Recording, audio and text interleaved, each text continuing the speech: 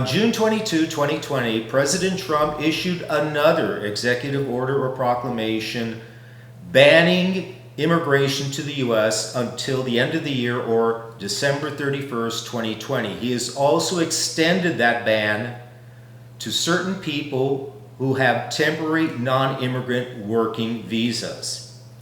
In this video, I will discuss who is subject to this ban, who is exempt, some of the things that you can do, and I'm going to answer some of the questions posted on the website. First of all, in April 2020, Trump issued his original travel ban. It was supposed to last for 60 days. So all of us were happy because it was just about to expire. But then he issued a new proclamation extending that ban until the end of the year, December 31st, 2020. And it could also be further extended. The reasoning for this ban of immigration for people outside the U.S. is because of the massive unemployment in the U.S. Caused by COVID-19. President Trump believes that people coming into the U.S., whether it is on immigrant visas or these non-immigrant working visas, will take away jobs from U.S. workers who are now unemployed. He's estimating it could open up 500,000 or more jobs to U.S. workers. Let's go through the new proclamation, which extends the previous one, and go through who is covered, who is exempt. First of all, the proclamation or the ban on immigration applies to people who are outside the U.S. Therefore, if a person is in the U.S., it won't affect them, whether they're seeking adjustment of status or non-immigrant visas, extension of status, or change of status. The ban applies to people seeking immigrant visas either through an employment-based petition or even family-based petitions. It will also apply to certain non-immigrant working visas, such as H-1B. That's a visa for college graduates working in a college-level job or a specialty occupation. H-2B, those are seasonal workers, like people coming during the summer to work at hotels. J-1, exchange visitors, and L-1, multinational executives who are working for a company outside the U.S. and were being transferred into the U.S. It applies if the visa has not yet been issued. Now, I know some people had already been interviewed at the U.S. Embassy or consulate, the visas had been issued, and there was a travel ban. If the visa is already in your passport, then you would not be subject to this ban. So if it has not been issued, you're subject to it. If it has been issued, you could still come to the U.S. provided the travel restrictions have been lifted. It also would apply to people who have no other form of travel document to enter the U.S., such as a parole or boarding letter. Now, let's talk about who this travel ban does not apply to. It does not apply to existing green card holders who may be outside the U.S. on a trip or vacation. It also will not apply to people who will be working in the medical field to combat COVID-19, like physicians or nurses or other people in the healthcare industry. It will also not apply to people who are performing essential services in the food chain supply. I guess that might be they're picking vegetables or fruits. Those type of seasonal workers are exempt from this travel ban. Also, it will not apply to spouses and children of U.S. citizens or people in the military, or those people who the U.S. government believes their entry would be in the national interest. This proclamation is set to expire December 31st, 2020, but it can be extended as necessary. And by as necessary, it would probably mean that if Trump sees high unemployment at the end of the year, he may continue to extend it, because Trump's interests, and he keeps stating this, is jobs for U.S. workers. And in his mind, he believes that people immigrating to the U.S. under the employment petitions or family petitions or these temporary non-immigrant visas are taking jobs away from Americans. So we have to hope that the unemployment picture changes. What can you do now? First of all, if you believe this may affect you, you should consult with an attorney. This may also have profound effects on people who were seeking provisional waiver.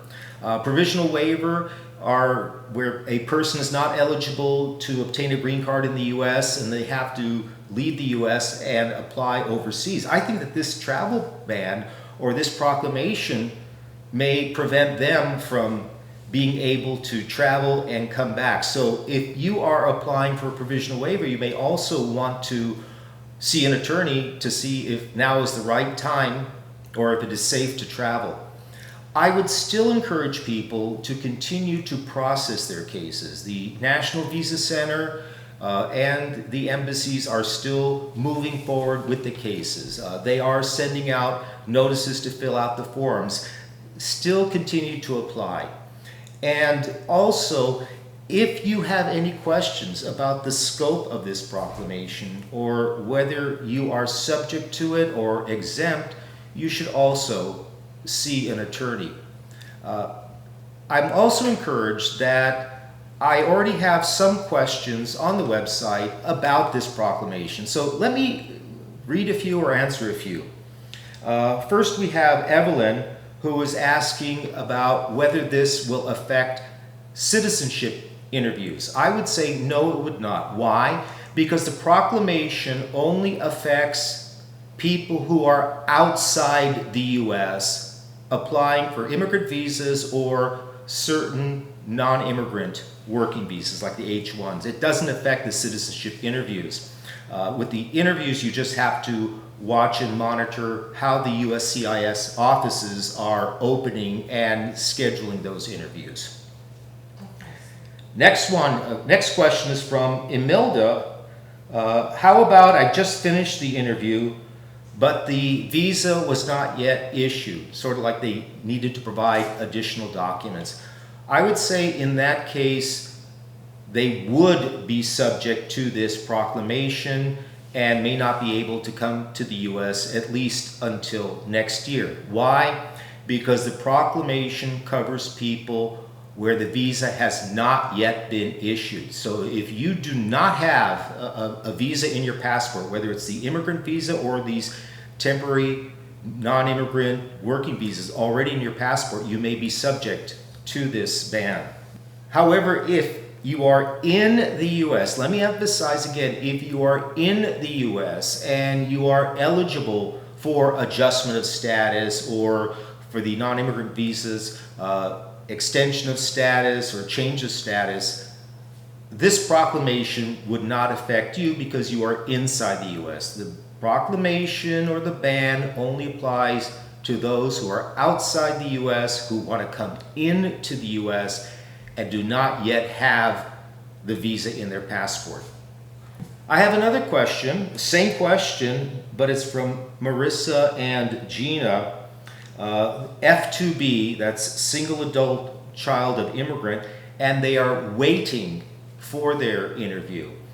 If they are waiting to be interviewed outside the U.S. at a U.S. embassy, I would say yes, they will be subject to this ban. Right now, I think a lot of the embassies are still closed. They're not yet accepting interviews, but assuming they do open up and schedule interviews before the end of the year, it's likely they may issue visas but make them effective as of January 1st, 2021, assuming this proclamation is not extended further. Another question comes from Adrian. F1 petition, that's single adult child of U.S. citizen waiting for an interview. Are they subject to this proclamation? Again, I would say if the immigrant visa has not yet been put in their passport or they're still waiting visa issuance, they're still waiting their interview outside the US, then yes, the proclamation would apply to them.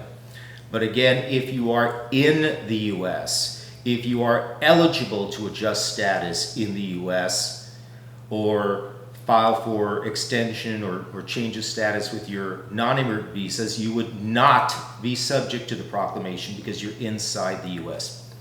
And I understand it is very complex. It causes a lot of anxiety for people and frustration. And even me as an immigration attorney, I've seen people, the petitions were filed years and years ago.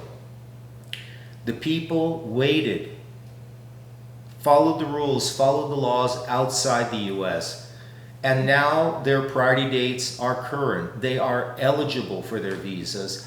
And now we have Trump just like dangling a carrot in front of us. First it was, I'm going to suspend immigration for 60 days. Now it is until the end of the year. But I think we should all have hope. We should all have strength. We will get through this. My office is dedicated to helping and fighting for people. And again, with this proclamation, there's not much we can do at this point for those people who are outside the US except wait until the end of the year. And let's hope that that will be the end of the proclamation. And those law-abiding people who have patiently waited their turn to immigrate to the US will finally be given that opportunity. I will continue to keep you updated on developments in immigration law because it's changing all the time. And that was one of the purposes of this channel, to keep you informed. So if you like the information, if you find it helpful, please don't forget to like, share, and then click that red box and subscribe. I'm Michael Gurfinkel, and this is U.S. Immigration TV.